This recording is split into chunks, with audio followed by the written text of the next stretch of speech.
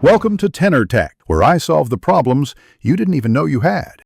You start by confirming your Apple ID and ensuring the device is updated. This prevents authentication errors. Sign into iCloud first, because the App Store and iTunes link through the same account. Once done, make sure you have a valid payment method or a redeem code on hand.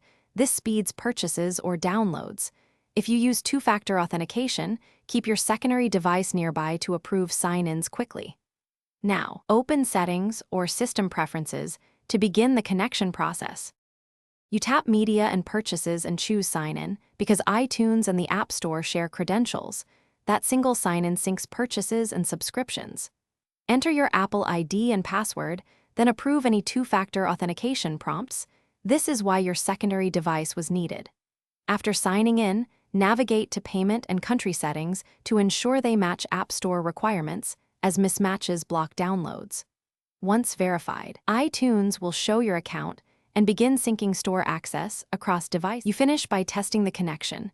Download a free app or open a purchased song in iTunes to confirm access. If the download fails, restart the device and sign out, then back in. This clears temporary tokens and often fixes sync errors. Make sure Wi-Fi and date/time are accurate, because mismatched time can break verification.